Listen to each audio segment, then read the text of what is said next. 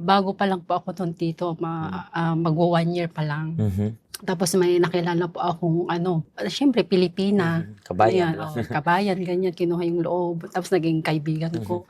Hanggang sa ano, nagsabi po na, ano, yun po, mag-guarantor sa bangko.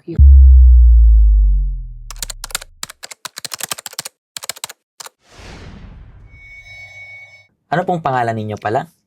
Ako po si Vanessa Balyas po. Ma'am Vanessa, gano'n na po katagal na OFW? Nag 14 years po, Pastor. 14 years as an OFW. Dito lang sa Hong Kong lang Dito rin? lang po. Dito lang rin. And let me ask you a question po. Ano yung pinakamahirap na part sa pag-work abroad para sa'yo? Yung ano po, malayo po sa anak ko. Kasi as a single mom po kasi ako.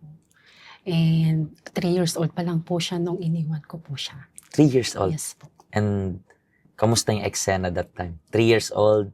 Ano yung tulog siya or gising? Gising po siya nung ano. Umalis ka? Opo. Hinatid ka pa niya sa airport o hindi na? Hindi na po ako nagpahatid. Hindi ka na nagpahatid. Bakit? Doon na lang po ako sa ano, sa bus terminal po hinatid. Para Mm-hmm. hindi na masyadong ano po. I believe kapag maaalala mo pa yun, hindi mo mapipigilan maging emotional. Yes. Kasi I believe bilang nanay, yan ay medyo sariwa pa rin sa isip mo kahit tumagal-tagal yung panahon. And kamusta ka sa bus that time? Yung gumaganon yung anak mo, bye-bye, ganun. Yes po, Pastor, meron yung time na nung, kasi first time ko pong mag-abroad. So, nung nasa bus po ako, hindi ko po naiwasang umiyak.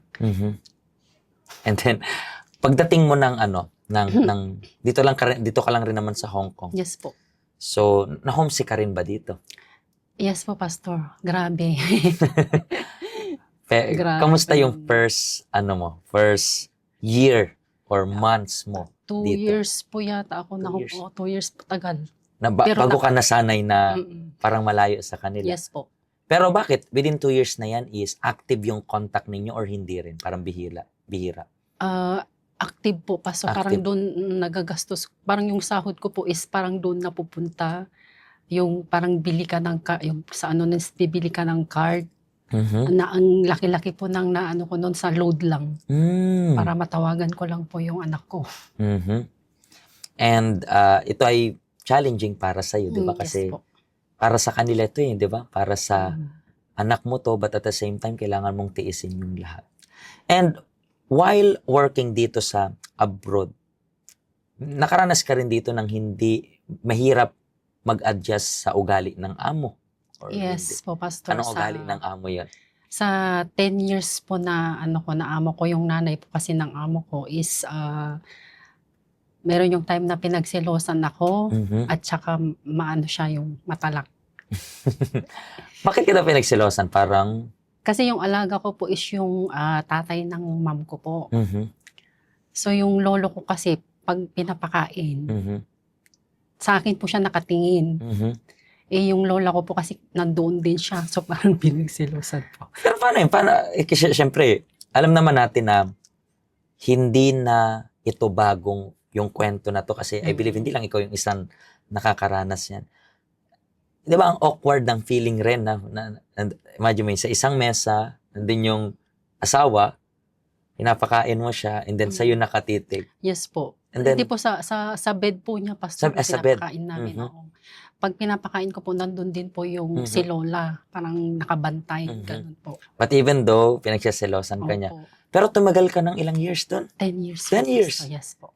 Pero ano yun? Since the beginning, nangyayari na yan? Or? Hindi pa po, Pastor. Siguro after 6 years po. Naging ano siya. Yeah, pero based on research rin kasi. At ito rin ay applicable para sa mga nanonood sa atin, mga viewers natin na kailangan nating maintindihan na kapag tumatanda yung isang tao, nag-triple yung emotion nila. Yes. Kung selosa sila level 1, kapag tumanda sila, magiging level 5 yung pagkaselosa niya. Minsan, bibigyan ng ibig sabihin yung wala namang ibig sabihin. Ganun yung nangyari sa'yo, di ba? And kapag wala kang understanding na to, ipepersonal mo to, and then darating yung time, wala namang ibig sabihin, pero sabi ko nga, kapag matanda na yung isang tao, yung emotional state is mas mataas. So Yes kapag po. di mo kapag wala ka nitong understanding na to, baka tumiklop ka. And advice na rin to kapag tumanda ka, okay? Kasi magtatanda talaga magiging mas mataas yung emotion natin. And paano ka po nakapunta dito sa help center? Through invitation po ng friend ko, Pastor. And gaano ka na po katagal dito rin sa help center? 12 years po. 12 years na rin, okay. So, bilang OFW, alam ko marami ka nang natutunan dito. Yes po. Ano yung, para sa tingin mo, isang lesson na in-apply mo and applicable rin to sa kababayan nating OFW? Ano yun? Yung, ano po, yung wag basta-basta ibibigay yung tiwala sa akala mong kaibigan mo, pero hindi pala. Bakit nangyari sa'yo na nagtiwala ka? Yes po, Pastor. Kasi bago pa lang po ako doon dito, mag-1 year pa lang. Tapos may nakilala po akong, bali nilapitan po nila ako.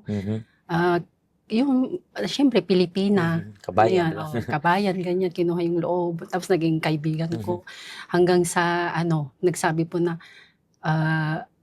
yun po, mag-guarantor sa bangko. Yun. So, nag-guarantor ka. Pero gano'n mo na ba siya katagal that time nakilala? Mga after 5 months po. 5 months pa lang. So, I believe isa rin to sa nagiging problem kasi minsan, ang hirap kasing mag-isa sa isang bansa na hindi mo bansa. Yes, diba? po, Minsan, tama. gusto natin ng companionship. Siyempre, minsan 5 months na kayo, parang close na kayo. Siyempre, nagtitiwala ka. And magkano yung pinag-garantoran mo? 45,000 po. 45,000. Ano po ba yun yung naghati kayo? Hati kayo nun or hindi? Hindi po. Sa kanya lang? Sa kanya lang. Sa kanya lang? Opo. Wait lang. Nalinisik ko tenga ko. Sa kanya lang. Sa kanya lang. Okay. 5,000. 5,000 Hong Kong dollar. Gano'n siya katagal na nagbabayad ng umpisa? After 3 months lang po, Pastor. Magkano per month yung binabayad? Malaki din. Yung Kasi 18 months po kasi yun. So, per month, kailangan bayaran ng magkano? Nasa 2 something po yun. 2 something. 8 something. So, 6,000 lang. O, sabihin natin, 7,000. Magkano inutang again? 45,000. So, naiwanan ka ng nasa almost 40,000 pa rin na gano'n mo katagal binayaran? Ano po, parang almost 2 years din po na binayaran ko. Imaginein mo yun, ha? Paano siya naglaho na parang bola? Paano? Parang Hindi po siya naglaho, Pastor. na-terminate? Talagang, po siya, nandito po siya sa Hong Kong. Pero, kasi po pangalan ko po yun. So, wala po akong choice. Pero nagkikita pa rin kayo, parang gano'n? Oo, sinisingil ko siya. Pero as in, kahit pisilin ko, wala. Dumating yung time na sinulatan ako kasi syempre ako yun, pangalan ko yun, Pangalan mo kaya hindi ako yung gumamit. Sinulatan ako and then meron yung time na yung amo ko mismo yung naka-receive nung letter from yung bangko. And then yun nalaman niya. And then tinawagan niya yung friend ko, nakala ko friend ko, tinawagan niya. Pero wala pa rin po. Bagsak ako pa rin po lahat ang nagbayad. Minsan kang isipin mo, paano kung inipon mo na lang yun? Diba, nakatulong pa. But anyway, wala na ring point na tumingin pa at balik-balikan yung nakaraan. Yes po. Kasi ikaw lang rin mahihirapan eh. Mama. Parang may kukulo dyan sa loob mo ng malaking panghihinayang. Pero at least, natuto ka. Yes po. Natuto ka in a hard way. Yes. At sana, yung mga nanonood sa atin matuto sa'yo at hindi na nila danasin yung pagkakamali mo. Kaya nga, meron tayong programang Empowering OFW para sana magtanda yung mga nakikinig sa atin. Thank you very much po sa pag-share ninyo ng story. At never again, magtiwala, okay? Yes po, Pastor. Kahit sweet talk pa yung ginagawa nila, pagdating sa ganyan, hindi dapat tayo magtiwala. Yes Okay, po. thank you very much po and pagpalain kayo ng Diyos. Thank you po. Hello po, ang napanood nyo pong mga story ay real life stories ng kababayan nating Filipino dito po sa Hong Kong. At alam nyo po ba na yung health center natin ay bukas araw-araw? Regardless sa day off ninyo, nandito po kami para tulungan kayo. Actually, merong gustong sabihin yung mga members ng Help Center para sa inyo kababayan naming Pilipino na nasa Hong Kong. Ano po yon? Kabayan, welcome ka. Kung kailangan nyo po ng free counseling, kung gusto nyo pong mabisita kami, tingnan nyo lang po ito na nakikita nyo sa baba. Nandyan po yung information ng WhatsApp. Nandyan rin po yung location natin. Feel free to visit us. Okay? God bless you po.